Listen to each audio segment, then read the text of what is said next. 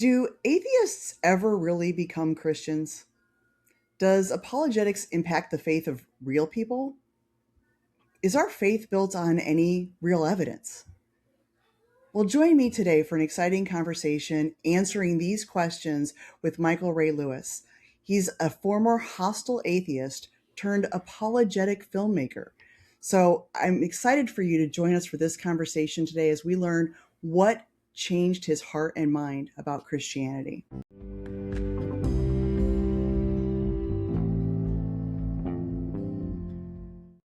Welcome to the Mom Apologist, where apologetics meets discipleship. This is a safe place for your doubts. We seek to answer the question, okay, God is real, the Bible's true, now what?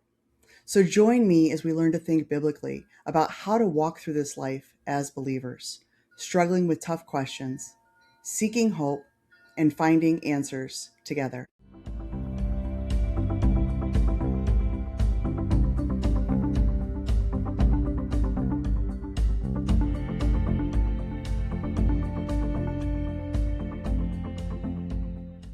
Well, welcome to my very first guest, Michael Ray Lewis. He is a filmmaker and the director of Universe Design. Michael, thank you for taking the time to talk to us today. Thank you for having me on the show.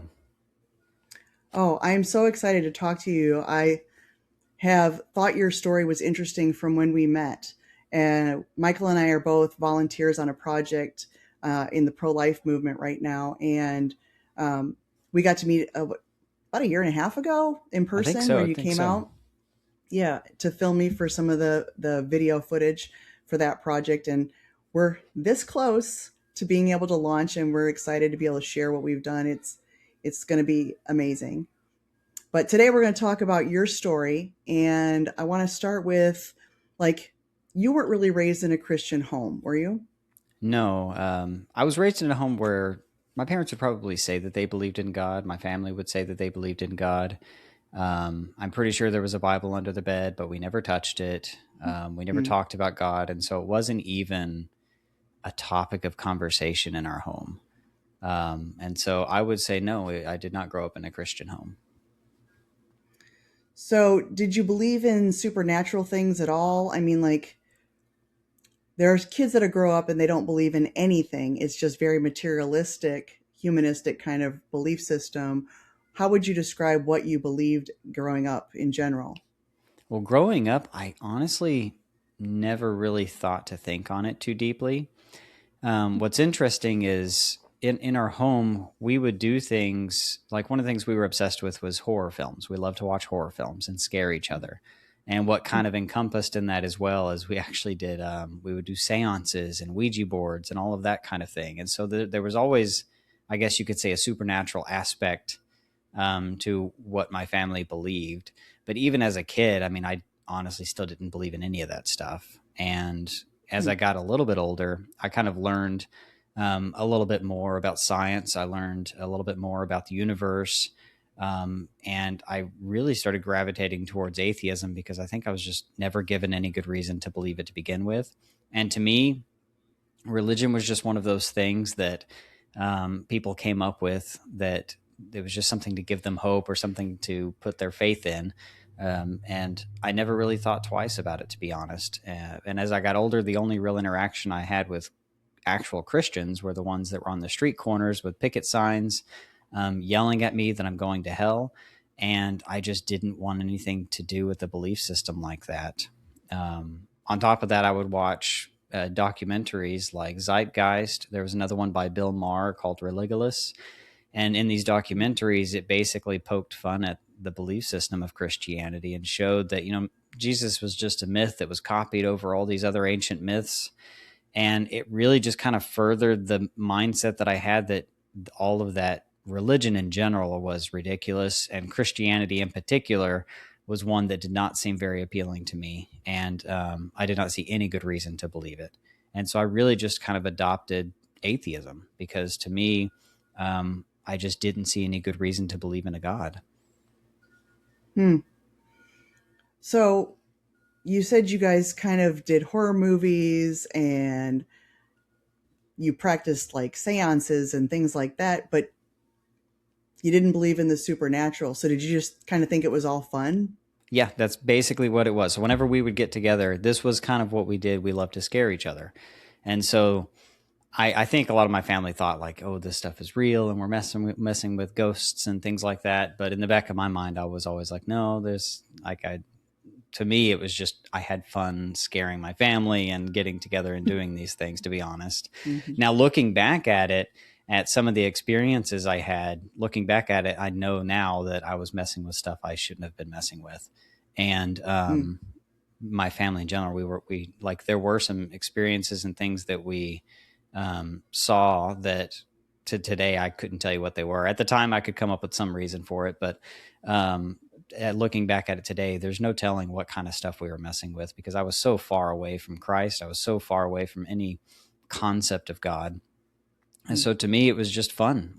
We just enjoyed getting together, watching horror films, and then the seances and all of those things kind of just came along with it. Mm. So you really were very much then a materialist. This Absolutely. world is all there is. Right. Especially as I got older.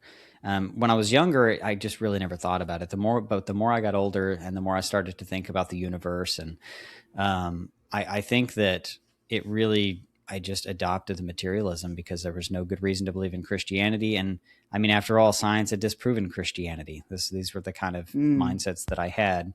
And plus, Christianity made no sense to me because why would an all loving God allow evil and suffering in the world? Hasn't evolution disproven Christianity? These were the kind of sayings and slogans that I would adopt because to me they made sense. It made sense that there was no God out there, that the material reality is all that's out there. Hmm. I think that's probably the default position of a lot of people today Mm-hmm. is that this is what makes sense because that's what they've been presented as the Right. logical, like, at public school. I went to public school, I went to public university, and we were absolutely taught that Christianity is just mythology, basically like believing in Zeus or Athena. It's just not true. So I think that that's probably kind of a normal default position. But you were more than just like, I don't believe. You were actually kind of hostile toward Christianity. Why do you think that is? I think at first it was more of just I didn't believe, but the more I kind of got into this idea that I'm an atheist, right? It was kind of a title I gave myself. I think I started to become more aggressive towards Christians, especially after watching the documentaries. Because in the documentaries, for example, Bill Maher, he would go around to these churches in small towns and he would start hitting them with hard questions and challenging them, and it made them just look ridiculous. And in the back of my mind, I'm like, yeah, there's no good reason to believe it. I can do the kind of the same thing. And so that's where I Mm. became more aggressive to it. And so the interactions I did have with Christians, I mean, I would just hit them with a hard question they weren't able to answer and feel like I won an argument, right? And so I think I just kind of became a little bit more aggressive towards it because to me it was nonsense. I mean, these people were it was almost cultish to believe in a god or to believe in a religious system that was just based on myth. And so in my mindset it was just people out there trying to convert you, to try to put you in some kind of cult. And so I didn't want anything to do with that. And for me, if I was going to be challenging those Christians and hitting them with hard questions, then I could help to show them it was all nonsense. Mm. Yeah, I can see why, if you don't believe it's true, that it actually looks dangerous to believe something so incredibly false that you'd want to kind of open people's eyes to like how ridiculous what you're believing is. Right. But you have gone from that place to now a Christian apologist. So, how did that happen? Can you walk us through what changed in your life? So I ended up marrying my wife. I was around 26 years old, I believe. And after we met, so she did grow up in the church. However, as she got older, she got pulled away by friends. Obviously, I pulled her away as well. And one day she came to me and she said, I feel like Jesus is calling me back. And I remember thinking to myself, oh, I got to deal with all this. But I was like, you know what? I love her. So I'll go to church and see what all this is about. And that was probably the first time I had ever gone. I went into the church. I remember looking around, and that was the first time where I was like, you know what? I mean, it's not as bad as I thought. It's these aren't the people with the picket signs. Like, I get it. It makes sense. It gives them some hope. Um, this mindset that they'll be able to live for eternity and all of those things. I was like, okay, I understand. It gives them something to hope in. I just don't think that it's true. And so over time, I eventually started getting tired of going. And so I figured all I have to do is show her that it's not real. And remember, I've done this with other Christians all the time. I could point out, hit them with hard questions, point out flaws. But the difference was I was married to my wife. And so I could point out a flaw, but I couldn't just walk away from it. And so whenever I would hit her with hard questions, she wasn't able to answer them, but she was still adamant that it was true. And so she ended up buying me a Bible. And I remember I opened it, and in the front of it, she wrote, let this take you where you will go. And I read through the first few pages of Genesis. I remember thinking, 6 days of creation, this is ridiculous. I closed the book, I pushed it away. And it wasn't until a little while later that a YouTube video popped up on my feed. And it was a YouTube video by an astrophysicist, Hugh Ross. And it was Hugh Ross going over his perspective of the creation days. And I remember thinking to myself, okay, I'm going to go look at Genesis again. And for the first time in that video, that kind of piqued my curiosity that, oh, there are different interpretations of Genesis. Maybe it's not a literal 24-hour day. Maybe the day could be longer. And so then I took a second look. And I remember when I did it, that was the first moment where I was like, maybe there is a little something to this. And that just started a 3-year journey of me buying book after book and listening to studies from different Christian apologists. I learned what apologetics was. I learned that there was an entire field of people giving arguments for God's existence. Mm-hmm. And for the first time, I actually took a deeper look at Christianity. I didn't just judge it based on some documentaries that I had watched. I didn't just judge it based on the slogans that I had heard. Instead, I was actually taking a deeper look at it. And this went on for 3 years. I mean, this was a very slow process because to me, like, I wasn't going to give my life to something that I wasn't absolutely sure was true. And I was very skeptical because I was coming at it from the perspective of all of this being nonsense, right? Well, at the end of the 3 years, I had learned about the cosmological argument. I had learned about the fine-tuning of the universe. I had learned about the information in DNA. I had learned about the evidence surrounding the resurrection and why we should trust the Bible. And all of these things kind of accumulated to kind of build an overwhelming case. It was as if every aspect of the evidence I would look at, it would all point in one direction.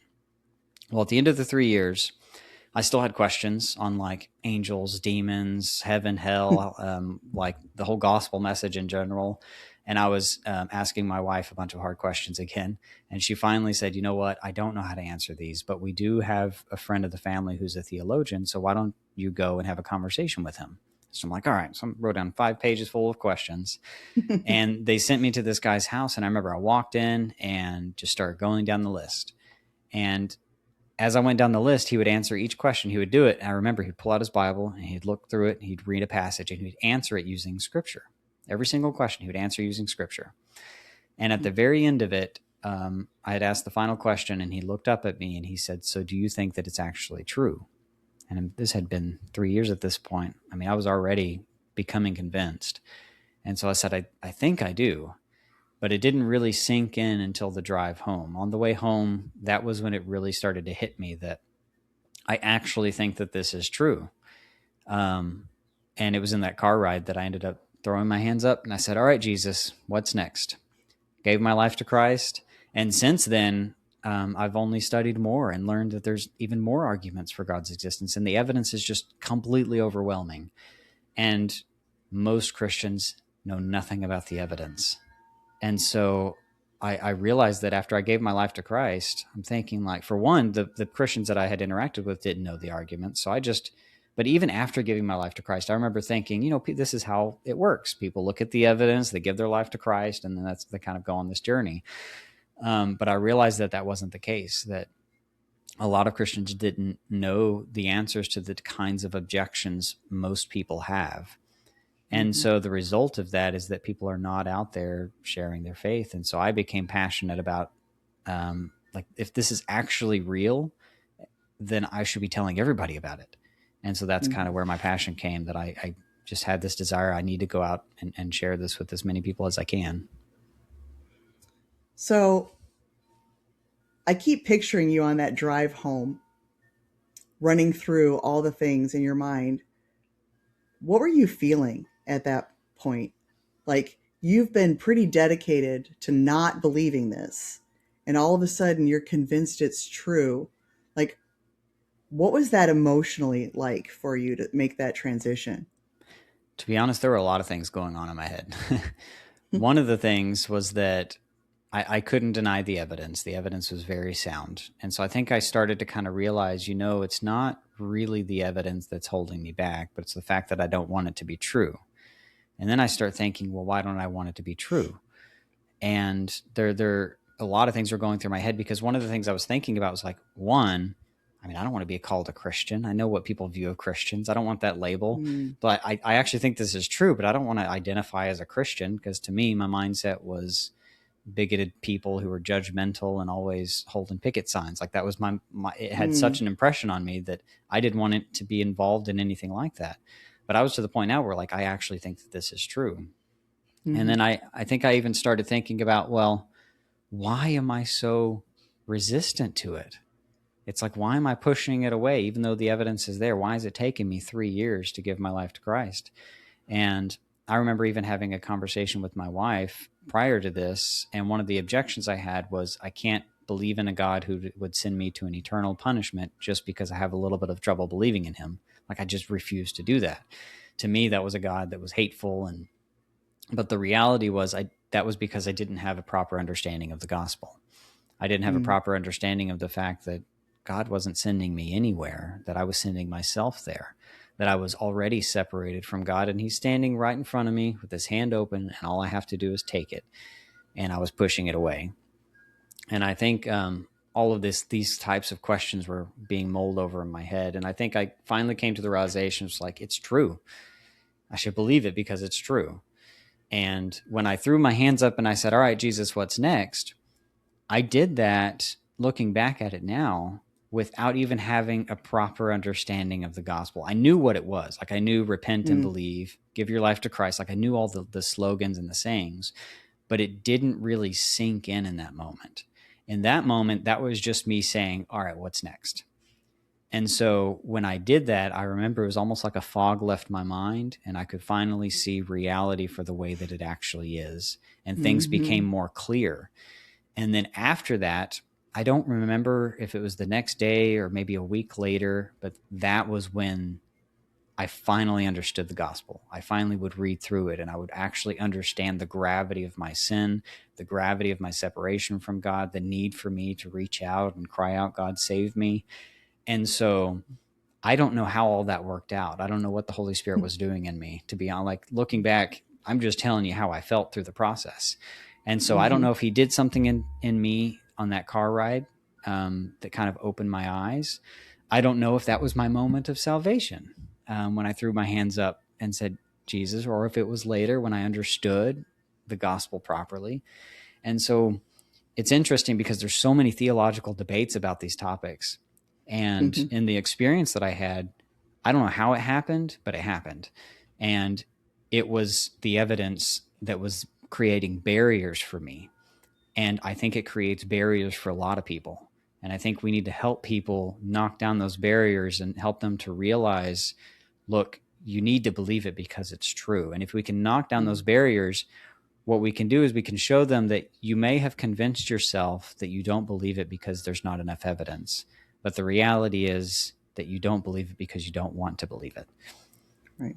And so that's kind of what my goal is in conversations with people, is to help them to kind of come to that realization. So I just have to ask, when you walked through the door, and told your wife, okay, I believe, what was her reaction? So she was actually already, she was sitting, I remember she was sitting on the couch and she was waiting for me after this conversation. And you could tell she was kind of antsy. I think this whole time she kind of knew I was getting close. And I remember I sat down and she's just staring at me. She said, "So?" I said, "So?" She said, "How'd it go?" I said, "Well, I believe it." And she got all excited and emotional. She ended up pulling a cross necklace out that she had bought me because she already knew Mm, that my journey was kind of coming to that. And so she was extremely excited. And what's amazing though, and what is, it's like, I'm thankful for my entire journey. I'm thankful for the fact that it took me 3 years. I'm thankful that I grew up in a home where I didn't believe so that my journey could go in the path that it did. Like, I think there was a reason for all that. But what was sad was that my wife had to deal with me for 3 years like that. And she wanted to answer the questions that I was asking, but she couldn't. She wasn't prepared. And the unfortunate thing was, even the friends and people, the Christian people around her, she would say, like, she would tell them like the struggles with me as being an atheist, and they would basically just say, "Well, we'll be praying for you. I'm so sorry that's happening to you, but we'll be praying for you." And no one had the resources or the knowledge to help her. And I think mm-hmm, that's what drove me to want to make this film, is the fact that, like, people need to be aware of the fact that there are good reasons out there, and we need to equip our church, we need to equip our kids, so that we have those reasons. Because my journey took 3 years of honestly, it was a lot of just my self research. But I mm-hmm. felt so bad in those moments that she wasn't able to answer those hard questions. Oh, I remember, my husband was an atheist and he'd hit me with his skeptical questions, and I'd run to Google Mm-hmm. and try to find an answer. And, God intervened in my Google search and not my YouTube. But Mm-hmm. J. Warner Wallace, I typed Yeah. in, there are more mistakes in the New Testament than there are words, because that was the skeptical claim that he had heard. Well, Right. Cold Case Christianity deals with that word for word. Right. So, like, that immediately pulled up J. Warner Wallace, and I knew there had been something called apologetics. Like, I vaguely remember it from summer camp. They tried to explain to us how the earth had to be young because, and they Mm-hmm. had all these reasons, but I didn't really know what it was, and I wasn't Right. equipped. Like your wife, I was like trying to find the answers for myself. When I learned some of the skeptical claims, I had to find answers so that I could bolster my own faith, much Right. less try to bring him along. So I can definitely empathize that that was a challenging time. And Mm-hmm. that's also why I do this, because I Right. want people to know that there are reasons to believe.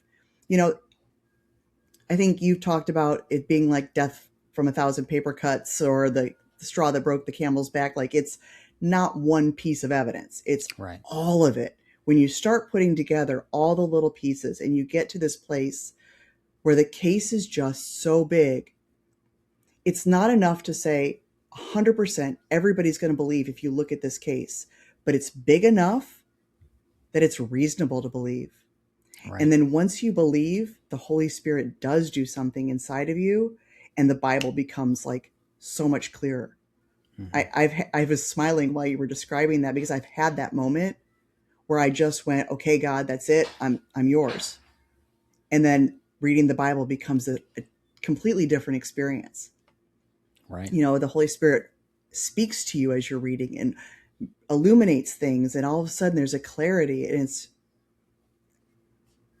it's exciting in a way that I want everyone to be able to experience. When you feel the living God in you speaking to you through his word, I want people to understand it, and that they have good reason to believe it is God's real word.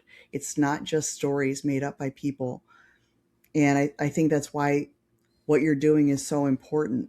So you were already making films. So you didn't have to change careers, but you definitely changed paths. What led you to making this movie a universe designed?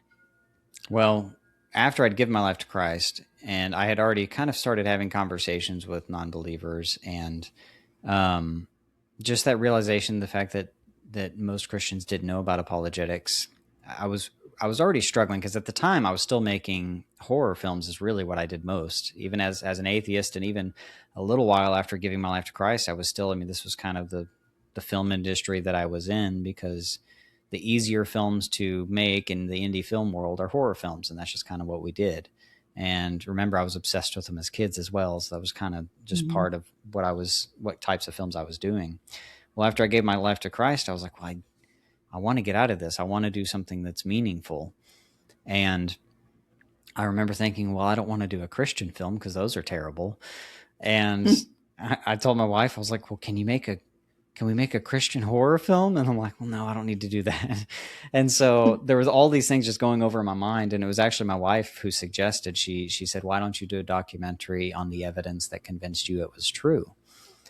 And at first I was thinking, okay, I can go find some people who maybe used to be atheists, give their testimony, and I'll come up with some kind of like documentary about it. And she was like, no, why don't you email the people of the books that you read during your journey? And so I did. I started sending emails to Frank Turek. I started sending emails to Hugh Ross and Stephen Meyer and all these guys of books that I had read. And one by one, they responded and said yes. And so I went, bought plane tickets, flew out there, got their interview, not even knowing what I was going to be doing. All I knew was that I needed to get out there and get the interviews. And so I would just ask all the hard questions I had as an atheist. And I spent an hour to 2 hours just sitting down with them. At the end of the whole thing, I ended up with 36 hours of content that I had to look at and Wow. be like, all right, now I got to make a movie. And so I had to condense that in such a way that would tell a story, but have enough information to be persuasive, but not too much information to lose people's interest. And that was a very hard thing to do, because I know that even in conversations with people, when I first gave my life to Christ, I would have conversations and I would just vomit information on people, and you would see their eyes glaze over, and you could tell you were getting nowhere with them because you were just losing them in all of this information. And so I had to learn in my conversations that you have to condense it. You have to engage them in the conversation, get them to be the one mostly talking and interacting with you. And so I tried to do that in the film. I tried to make a film that was not telling you what to believe, but showing you why I believe it. And so I tried to do that in the film. So it's not as though it's yelling at you. It's just genuinely laying out the evidence for what it is and letting you draw your own conclusion at the end. That sounds really powerful.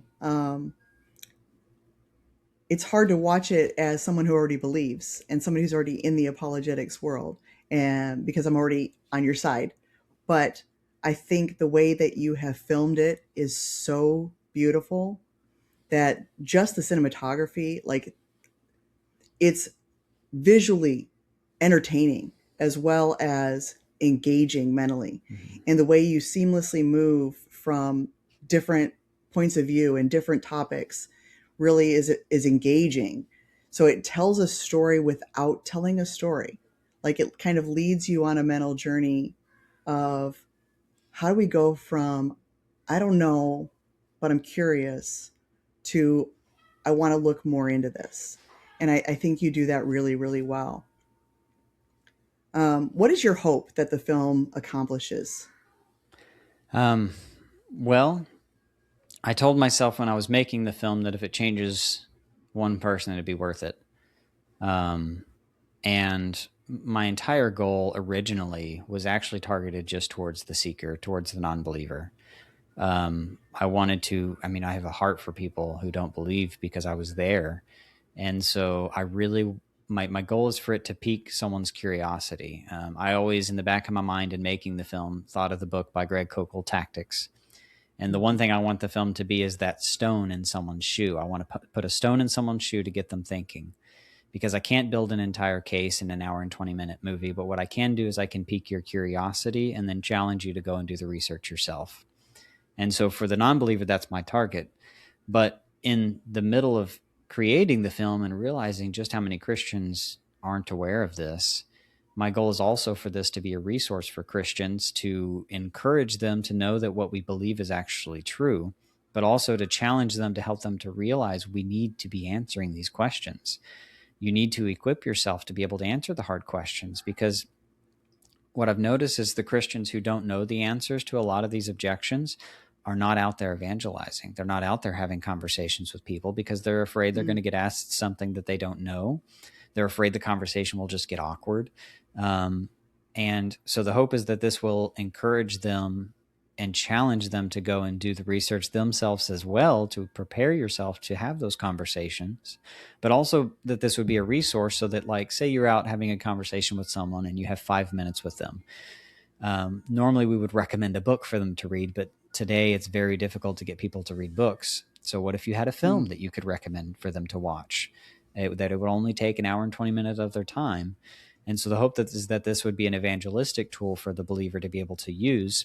And this is a great film for you to invite your non-believing friends or family member to come watch alongside with you. Since the release of the film, I've gotten numerous emails of people who's just told me, like, watching it as a family during Christmas sparked all kinds of great conversations. And so it's already been an encouragement, and it's already accomplished everything I wanted it to accomplish, because I've gotten numerous emails of people it's been impacted by the film. And so that would be my goal for the believer and the non-believer. For the non-believer to pique your curiosity, and for the believer to hopefully challenge them and get them to realize they need to prepare themselves to answer those hard questions.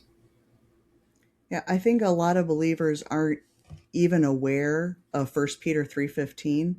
Always be prepared to make a defense. Mm-hmm. They don't understand what that means to be able to Right. defend what we believe, and they've never been equipped.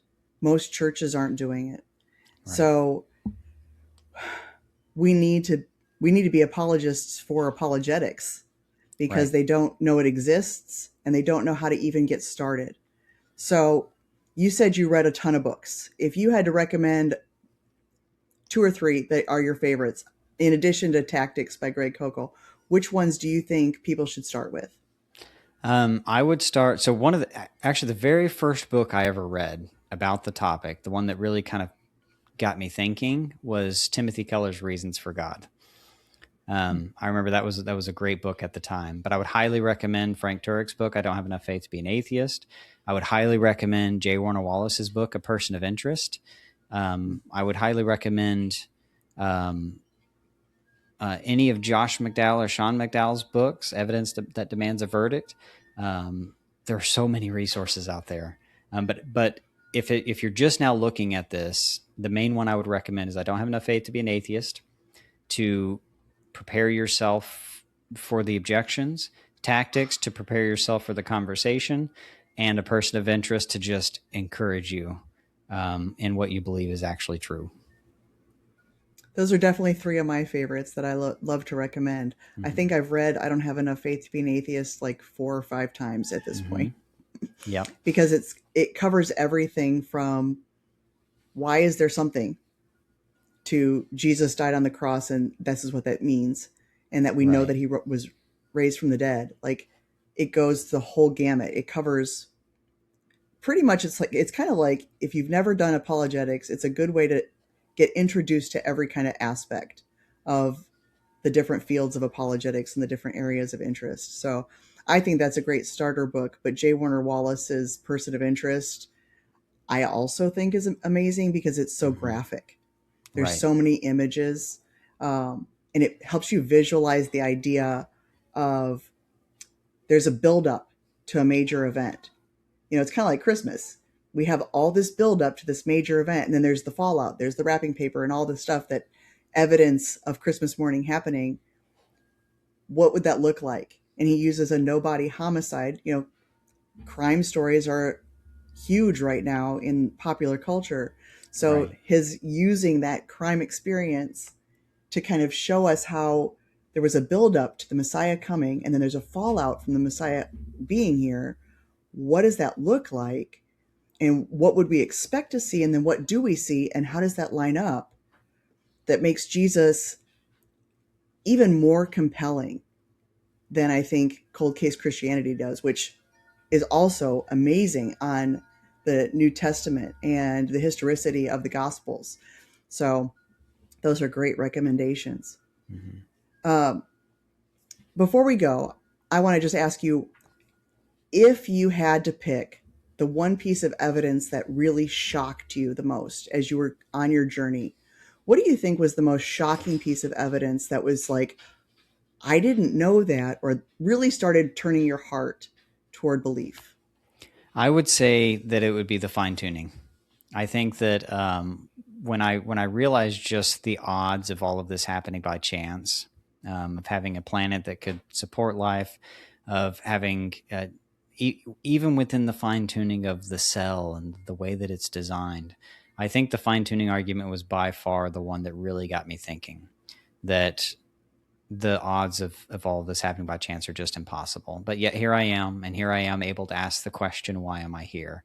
Here I am able to look out at the heavens, and we can see through telescopes and see all the way back to the creation event. Mm. And so there's so many things that the odds of all of this just happening by chance are impossible. And I think that was one of the most compelling ones, would be the fine tuning of the universe, the fine tuning of our solar system, our Earth, all the way from the biggest thing to the smallest thing. Everywhere you see, it's just fine tuned.